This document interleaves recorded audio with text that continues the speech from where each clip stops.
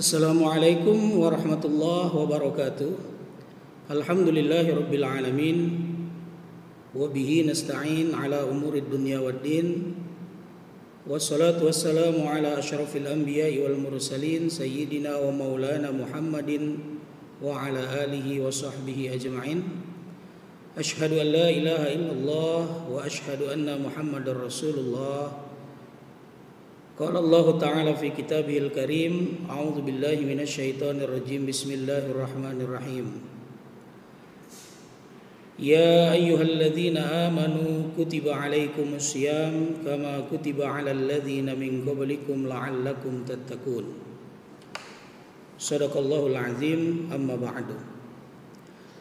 Ananda yang Bapak cintai karena Allah, pada pertemuan kali ini Bapak akan sedikit memaparkan beberapa hal yang berkaitan dengan materi pesantren kilat kita di tahun ini, yaitu fikih kekinian, atau dengan bahasa lain juga disebut dengan fikih kontemporer. Yang dimaksud dengan fikih kekinian atau fikih kontemporer itu adalah suatu kajian tentang peristiwa-peristiwa yang berkaitan dengan hukum Islam kekinian. Ada suatu peristiwa yang terjadi di saat ini yang belum ada ketentuan hukum syar'inya, apakah itu wajib, sunnah, haram, mubah, ataupun makruh. Sehingga para ulama berijtihad dengan bersandarkan kepada Al-Quran dan hadis untuk mencari hukum dari permasalahan yang muncul pada saat ini. Inilah yang dinamakan dengan fikih kontemporer ataupun fikih kekinian. Baiklah, ananda semuanya yang dimuliakan Allah, tetap semangat puasanya. Fokus kepada bahasan kita kali ini. Ada beberapa hal yang ingin Bapak sampaikan mengenai permasalahan yang terjadi kekinian yang diputuskan oleh Majelis Ulama Indonesia, hukum fikihnya, yang juga tentunya ananda harus tahu. Apa saja itu? Yang pertama adalah fatwa tentang pedoman bagaimana sholat bagi tenaga kesehatan yang memakai alat pelindung diri atau APD saat merawat dan menangani pasien COVID-19. Yang pertama yaitu tenaga medis muslim yang merawat pasien COVID-19 dengan menggunakan alat pelindung diri atau APD tadi tetap wajib melaksanakan sholat fardu dengan kondisi sesuai dengan kemampuannya. Tidak ada alasan untuk meninggalkan sholat fardu kapanpun dan dimanapun, sehingga para perawat ataupun para dokter yang menggunakan APD, jika mereka muslim, mereka tetap wajib melaksanakan sholat fardu. Adapun dalam kondisi jam kerjanya sudah selesai atau sebelum mulai kerja ia mendapat waktu sholat, maka wajib melaksanakan sholat fardu sebagaimana mestinya. Kalau sebelum mulai menggunakan APD, sebelum mulai beraksi untuk menangani pasien, dia mendapati waktu sholat, maka dia sholat terlebih dahulu. Atau begitu juga di akhir nanti, selesai dia menangani APD, selesai dia menangani pasien dengan pakaian APD-nya, maka setelah itu pula ia tetap melaksanakan ibadah sholatnya. Kemudian dalam kondisi ia bertugas mulai, ini perlu diperhatikan, jika ia mulai bertugas sebelum atau jika ia mulai bertugas mulai saat waktu zuhur atau maghrib, diperkirakan tidak dapat melaksanakan sholat asar atau isya, maka ia boleh melaksanakan sholat dengan jamak takdim. Jadi kalau dia mulai bertugas sebelum masuk waktu zuhur, ataupun ketika dia mulai bertugas azan zuhur sudah berkumandang, maka ia melaksanakan sholat zuhur boleh dijamak takdim dengan sholat asar. Jika ia mengkhawatirkan ataupun jika jam kerjanya melebihi batas waktu masuknya waktu sholat asar. Begitu pula apabila ia mulai bertugas di awal sholat maghrib, maka ia melaksanakan sholat maghrib terlebih dahulu, kemudian dijamak takdim dengan sholat isyanya, kemudian dijamak takdim dengan sholat isya, sehingga ia tetap mendapatkan 2 sholat fardu tersebut. Bagaimana dengan jamak takhir? Apakah mereka boleh mengerjakannya? Dalam kondisi ia bertugas mulai sebelum masuk waktu zuhur atau maghrib berakhir masih berada di waktu sholat asar atau isya, maka ia boleh melaksanakan sholat dengan jamak takhir. Dia bertugas sesudah pakai APD 15 menit ia sudah mulai bertugas, masuk azan zuhur. Akan tetapi ternyata ketika azan asar lewat 15 menit atau asar lewat setengah jam, ia sudah selesai mengerjakan tugasnya, maka ia tetap melaksanakan ibadah sholatnya dengan cara dijamak takhir. Zuhur dikerjakan di waktu asar. Begitu juga dengan maghrib dan isya.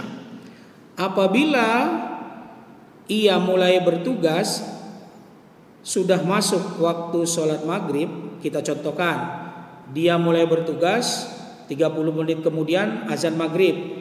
Nah, tetapi tugasnya itu berakhir setelah sholat isya berkumandang, azan isya berkumandang.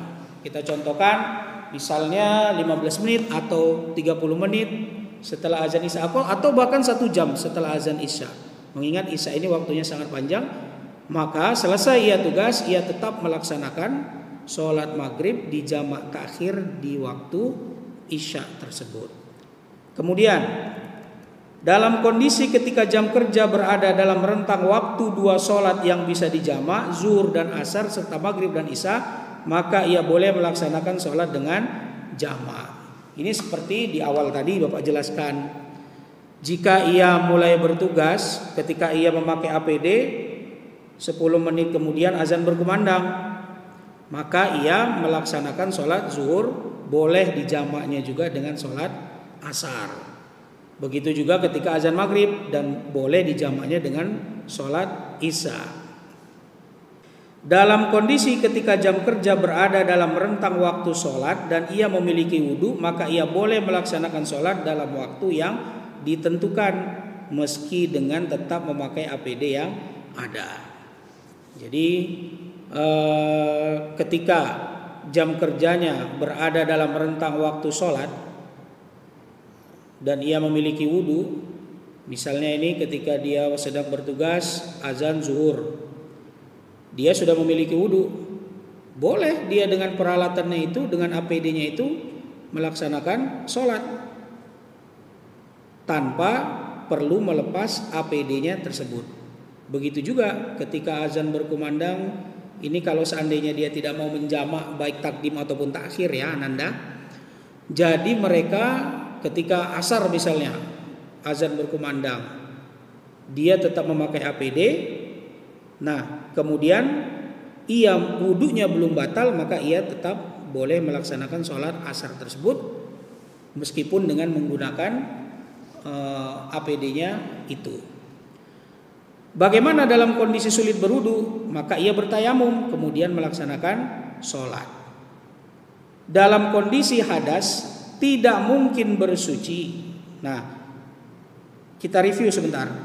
Kalau dia tidak ataupun sulit melaksanakan wudu, maka ia bertayamum. Sebagaimana Ananda ketahui bahwasanya tayamum itu hanya di bagian wajah dengan menggunakan debu tentunya, mengusap bagian wajah, kemudian tangan sampai siku.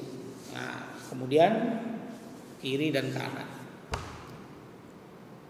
Ada sebagian ulama yang mengatakan cukup sampai pergelangan tangan saja. Nah, sehingga seperti ini. Nah, seperti ini ya. Sampai pergelangan tangan saja. Nah, Dalam kondisi hadas, baik hadas besar, dalam kondisi hadas tentunya ini hadas kecil ya, bukan berhadas besar. Dalam kondisi hadas kecil mungkin dia buang angin atau dia buang air kecil dan tidak mungkin baginya untuk bersuci baik wudu atau tayamum, maka ia tetap melaksanakan sholat dengan kondisi yang ada faqidut tahuraini dan tidak wajib mengulangi sholatnya. Seandainya ketika melaksanakan tugas tersebut wudunya batal, kemudian tidak mungkin dalam kondisi ketika itu dia tidak dimungkinkan untuk berwudu atau bertayamum, tetapi dia ingin sholat, boleh dia melaksanakan sholat dalam kondisi yang saat itu dihadapinya, dalam kondisi dia tidak berwudu ataupun dia tidak bertayamum. Dan setelah dia selesai sholat dan selesai tugas, maka dia tidak perlu lagi untuk mengulangi sholatnya kembali.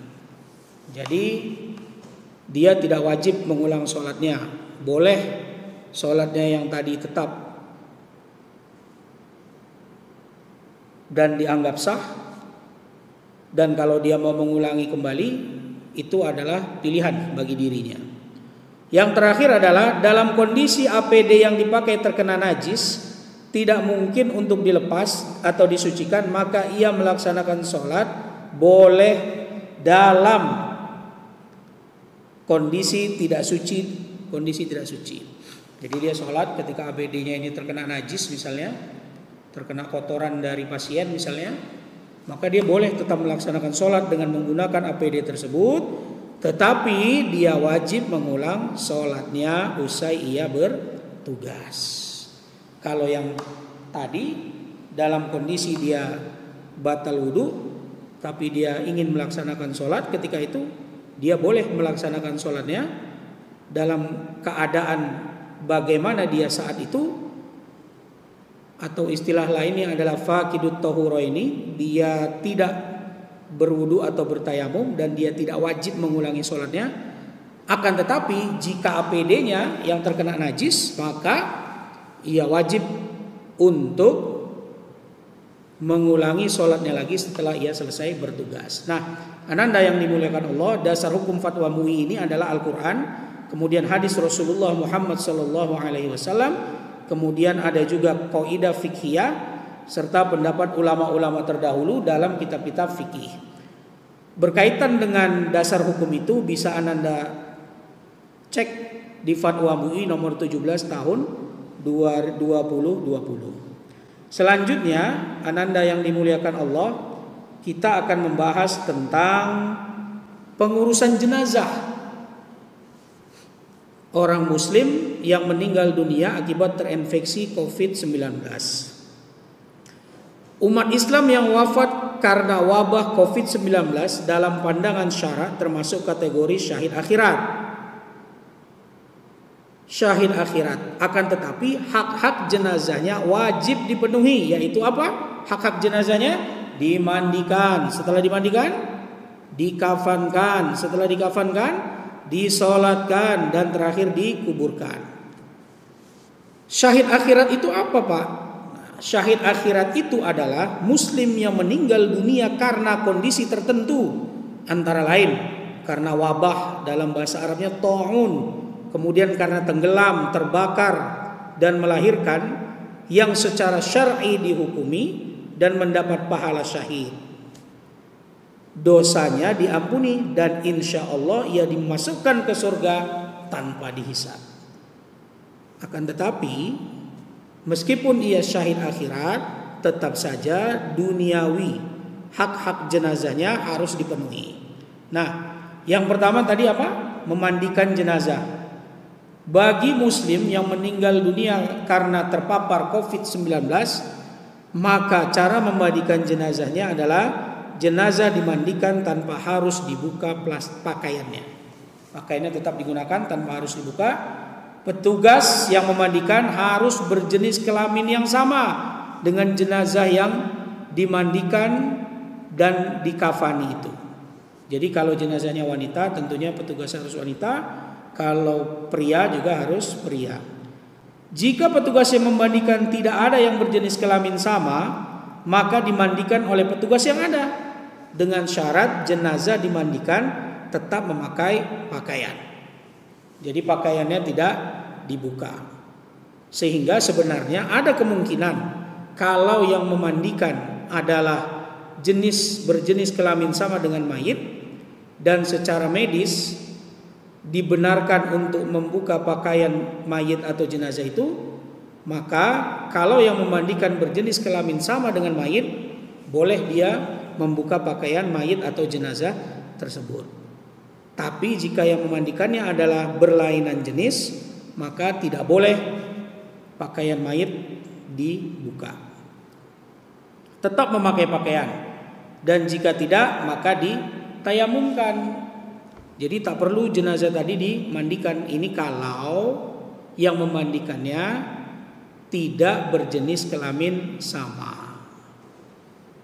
Boleh dimandikan, tetap menggunakan pakaian, atau cukup ditayamumkan saja. Petugas membersihkan najis jika ada sebelum memandikan jenazah tersebut. Lalu petugas memandikan jenazah dengan cara mengucurkan air secara merata ke seluruh tubuh.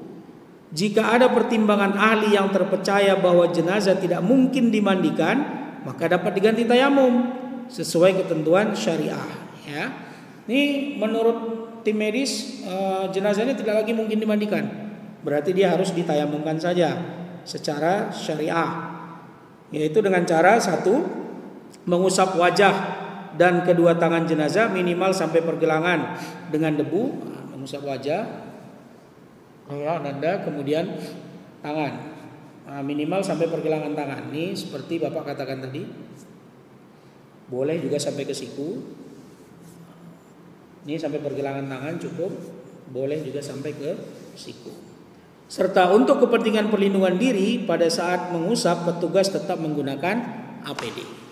Jadi petugas tidak perlu membuka sarung tangan, tidak perlu membuka pakaian APD-nya ketika mentayamumkan jenazah tersebut.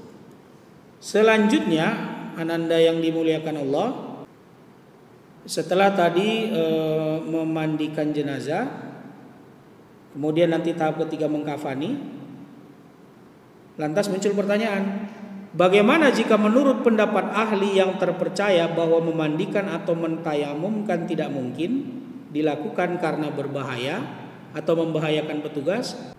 Maka berdasarkan ketentuan darurat syar'iyah, jenazah tidak dimandikan dan juga tidak dikafankan. Jadi ada dalam kondisi-kondisi tertentu, karena memang secara medis divonis jenazah itu tidak bisa dimandikan ataupun ditayamumkan, maka ada keringanan hukum secara Islam khusus bagi jenazah itu, yaitu tidak perlu dimandikan dan tidak perlu ditayamumkan. Yang ketiga, setelah tadi jenazahnya dimandikan, adalah tentunya tahap selanjutnya di poin ketiga ini adalah mengkafani jenazah. Caranya, setelah jenazah dimandikan atau ditayamumkan, atau karena darurah syar'iyah tidak dimandikan atau tidak ditayamumkan, maka jenazah dikafani dengan menggunakan kain yang menutup seluruh tubuh dan dimasukkan ke dalam kantong jenazah yang aman dan tidak tembus air untuk mencegah penyebaran virus dan menjaga keselamatan petugas. Dikafani dengan kain kafan menutup seluruh tubuh, kemudian dimasukkan di kantong jenazah yang tidak tembus air untuk menghambat penyebaran virus. Selanjutnya, setelah pengkafanan selesai, jenazah dimasukkan ke dalam peti yang tidak tembus air juga dan udara, serta ketika dimasukkan ke dalam peti, posisi jenazah dimiringkan ke kanan sehingga saat dikuburkan jenazah menghadap ke arah kiblat. Pakai peti, petinya ditutup kedap air ataupun tidak tembus air dan tidak tembus oleh udara. Kemudian jenazah tadi dimiringkan ke kanan sehingga ketika diletakkan di liang lahat ataupun di kuburan, jenazah tersebut menghadap ke arah kiblat. Jika setelah dikafani masih ditemukan najis pada jenazah, maka petugas dapat mengabaikan najis tersebut. Udah tidak perlu lagi najis itu dibersihkan. Sudah cukup saat memandikan jenazah tadi. Kemudian selanjutnya mensolatkannya. Disunnahkan menyegerakan sholat jenazah setelah dikafani. Dilakukan di tempat yang aman dari penularan. Dilakukan oleh umat Islam secara langsung, minimal 1 orang. Jadi yang menyolatkan jenazah itu minimal 1 orang hadir di sisi jenazah. Jika tidak memungkinkan, boleh dilaksanakan di kuburan sebelum atau sesudah dimakamkan. Jadi kalau di tempat yang steril tadi tidak bisa, bawa ke kuburan sebelum atau sesudah dimakamkan. Berarti kalau sebelum masih di atas kubur, sesudah setelah kuburannya ditutup, boleh disolatkan di tempat tersebut, di kuburan tersebut. Jika tidak dimungkinkan, maka boleh disolatkan dari jauh atau secara ghaib. Ketidakmungkinan untuk menyolatkan secara dekat tentunya berdasarkan masukan dari ahli ataupun tim medis. Lantas menguburkan jenazah, yang terakhir ya Ananda, yang terpapar COVID-19 dilakukan dengan ketentuan syariah serta protokol medis. Dilakukan dengan cara memasukkan jenazah bersama peti ke dalam liang kubur tanpa harus membuka peti plastik dan kain kafan. Jadi seperti Bapak bilang tadi, masukkan peti, hadapkan ke kanan, bersama peti-petinya masukkan ke dalam lubang kuburnya. Penguburan beberapa jenazah dalam satu liang kubur dibolehkan karena darurat syariah ya. Jadi dalam kondisi-kondisi tertentu, misalnya lahan penguburannya minim, sementara jenazah di hari itu banyak yang harus dikuburkan, maka dimungkinkan ya. Jadi Bapak ulang, dimungkinkan untuk mengubur beberapa jenazah dalam satu liang kubur apabila di hari itu ada beberapa pasien yang terpapar COVID-19 meninggal dunia, sementara lahan penguburannya sedikit, maka boleh penguburan beberapa jenazah dalam satu liang kubur. Nah, fatwa MUI ini juga bagaimana dalil Al-Quran, hadisnya, kaidah fikihnya dan pendapat ulama terdahulunya bisa Ananda lihat di fatwa MUI nomor 18 tahun 2020. Ini permasalahan yang kedua. Permasalahan yang ketiga yang akan kita bahas dalam pertemuan ini adalah masih berkaitan dengan wabah COVID-19. Bagaimana penyelenggaraan ibadah? Kalau tadi yang pertama, bagaimana petugas yang menggunakan APD melaksanakan sholat. Masalah yang kedua adalah bagaimana melaksanakan fardu kifayah korban yang meninggal dunia akibat terpapar COVID apabila ia muslim.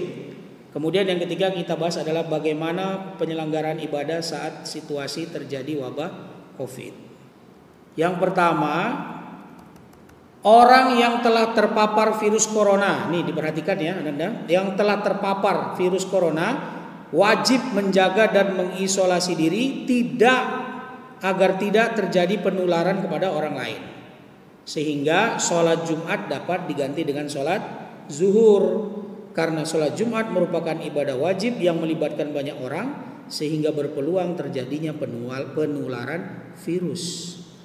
Bagi orang yang telah terpapar virus corona, haram melakukan aktivitas ibadah sunnah yang membuka peluang terjadinya penularan.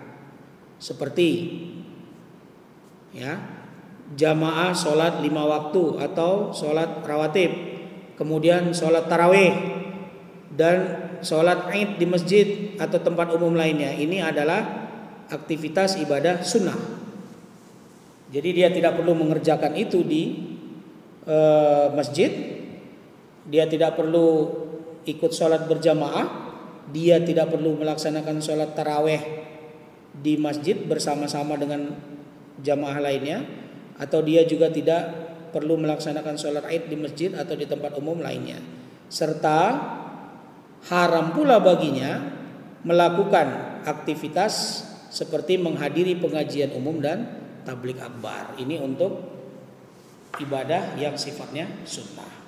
Kalau tadi sholat Jumat wajib, maka ia wajib juga melaksanakan sholat zuhur sebagai pengganti sholat Jumat dan dilaksanakan di rumah. Selanjutnya, orang yang sehat belum diketahui atau diyakini terpapar COVID-19.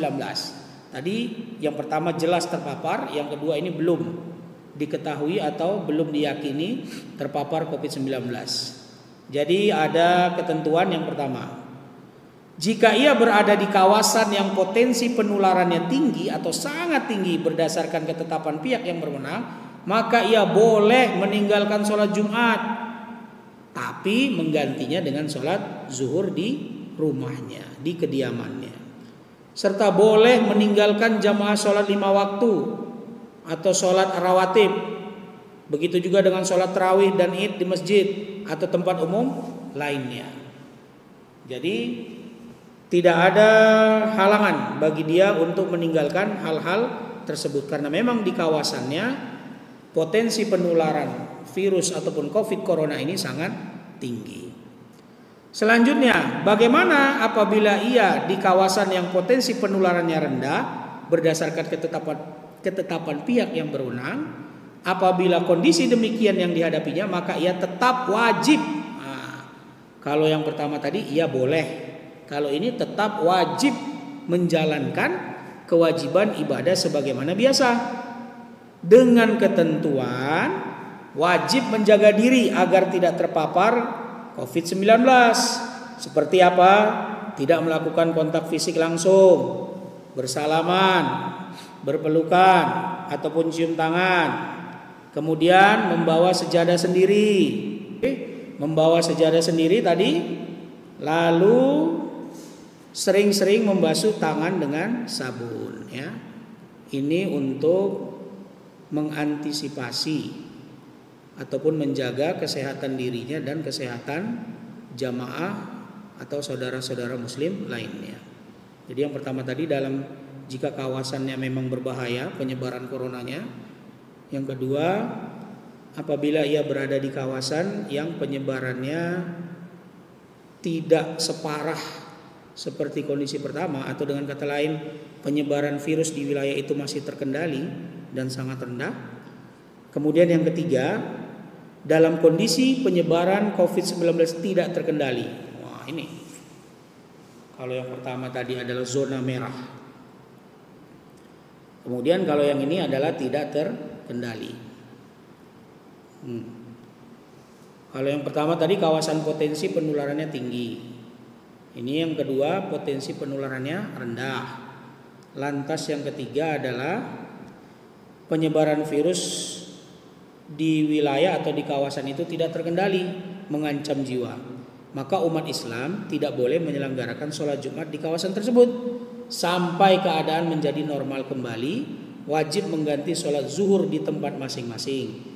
Demikian juga tidak boleh menyelenggarakan aktivitas ibadah yang melibatkan orang banyak.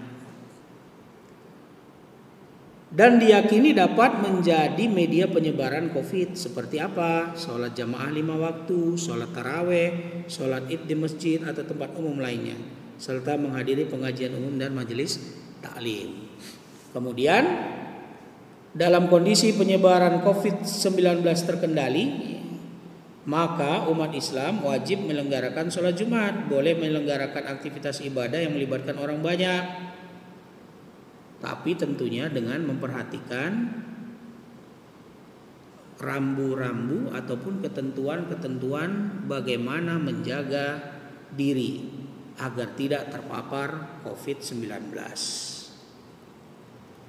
Yang terakhir dari pembahasan yang ini, tindakan yang menimbulkan kepanikan atau menyebabkan kerugian publik seperti apa itu? Memborong dan atau menimbun bahan kebutuhan pokok serta masker dan menyebarkan informasi hoax terkait COVID-19, maka hukumnya adalah haram, ditetapkan oleh Majelis Ulama Indonesia. Jadi jangan sekali-kali menyebarkan berita hoax, atau jika Ananda memiliki keluarga yang memiliki background sebagai pedagang, jangan sekali-kali untuk membuat kerugian publik seperti tadi menimbun kebutuhan pokok, atau menimbun masker sehingga akhirnya dijual dengan harga yang mahal, maka itu hukumnya adalah haram.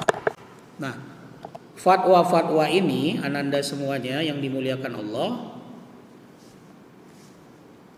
ini bisa dilihat di Fatwa MUI nomor 14 tahun 2020. Di sana ada landasan Al-Qur'annya, landasan hadis Rasulullahnya, kemudian ada kaidah fikihnya juga beserta pendapat ulama-ulama terdahulu dalam kitab-kitab fikih. Baiklah ananda yang dimuliakan Allah, kita masuk kepada materi yang terakhir. Mudah-mudahan masih semangat mendengarkan penyampaian dari Pak Irwan.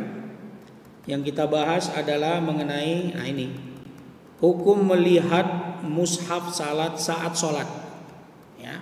Jadi ketika sholat, baik itu sholat sunnah ataupun sholat wajib, sang imam sebelum sholat meletakkan Al-Quran di depan. Dibukanya misalnya di halaman sekian. Lantas melaksanakan sholat, mengimami sholat seperti biasa. Dan ketika membaca surah Al-Quran setelah membaca Al-Fatihah, sang imam membacanya dengan melihat halaman Al-Quran yang sudah dibukanya tadi. Bagaimana hukumnya? Melihat mushaf Al-Quran saat sholat tidak membatalkan sholat. Boleh. Membaca ayat Al-Quran dengan cara melihat mushaf bagi orang yang sedang sholat, hukumnya boleh jika ada kebutuhan, sepanjang tidak mengganggu kekhusyuan dan tidak melakukan gerakan yang membatalkan sholat. Jika ada kebutuhan itu contohnya seperti apa?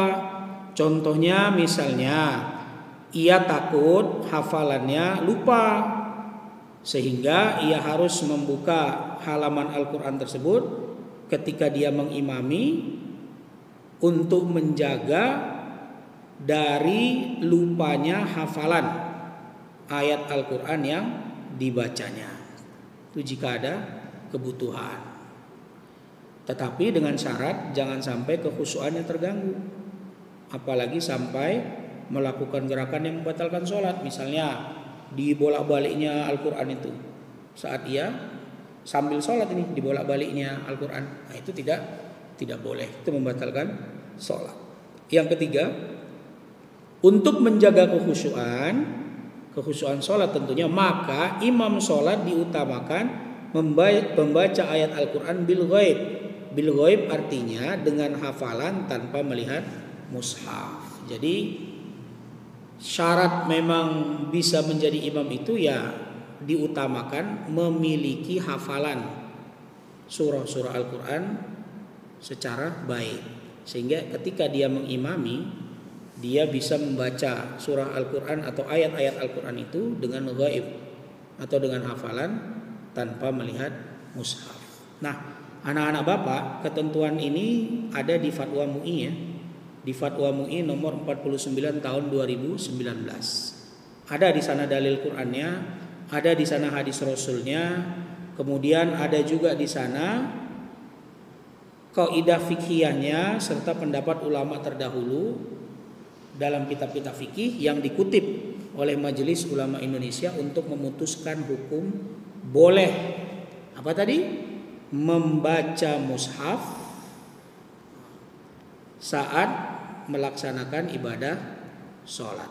Nah, inilah pembahasan kita di pertemuan kali ini di pesantren kilat kita tahun 1441 Hijriah ini, yang berkaitan dengan fikih kekinian atau fikih kontemporer. Semoga pembahasan yang sedikit ini bisa menjadi manfaat bagi kita semuanya, terkhusus juga bagi ananda.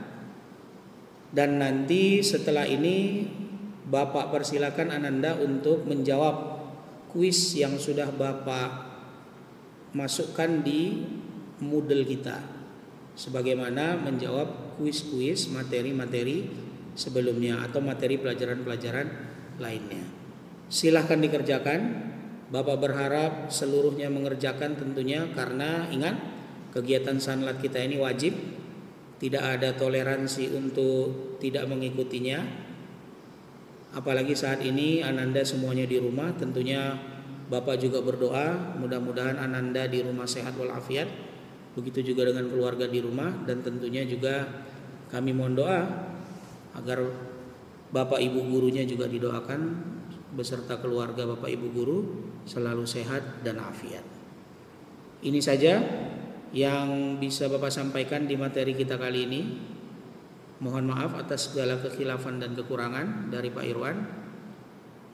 Usikum wa nafsi bitaqwallah wa ta'atihi. Wassalamualaikum warahmatullahi wabarakatuh.